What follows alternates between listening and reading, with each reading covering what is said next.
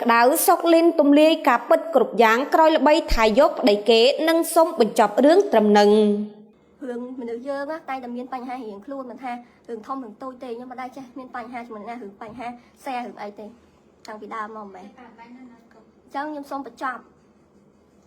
អ្នកលេងបណ្ដាញសង្គម Facebook ទាំងអស់ទូការភ្ញាក់ផ្អើលយ៉ាងខ្លាំងក្រោយឃើញតារាកំប្លែងស្រីម្នាក់បានផុសសារថាសុកលីនបានដណ្ដើមប្តីរបស់គាត់ខណៈ fan ជាច្រើនស្រឡាំងកាំងគ្រប់គ្នាម្នាក់មានការងឿងឆ្ងល់និងចង់ដឹងយ៉ាងខ្លាំងថាម៉ាក់លីនដណ្ដើមប្តីគេដោយគេនិយាយមែនឬអត់កំឡុងពេលរឿងនេះកំពុងផ្ទុះយ៉ាងក្តៅកកកនៅលើបណ្ដាញសង្គមហើយ fan ក៏រឹតតែជជែកសួរខ្លាំងពេកមិនទុកចាំយូរនាំជួបអូមស្រាប់តែសុកលីនទំលាយការពិតអស់គ្មានសល់ក្នុងការឡាយថា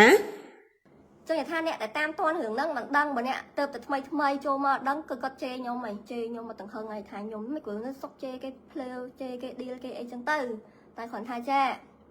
ដូចនិយាយចឹងខ្ញុំជឿថាលើលោកនេះគ្មានអ្នកណាចង់យករឿងមកដាក់ខ្លួនទេចង់យករឿងមកដាក់ខ្លួនទេគឺអត់មានសោះហ្មង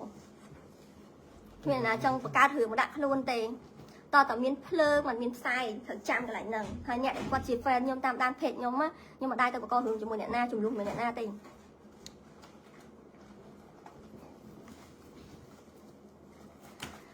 ចាំមកថាខ្ញុំ live នេះខ្ញុំមិនមែន live សំនិយាយអីច្រើនណាចាគាត់តែចង់ប្រាប់ថាសុំចប់ហើយសុំទោសដែរ fair អូខេបាយអើយបានកំងចាមានរឿងអីគេចប់បាត់ហើយទៅសួរ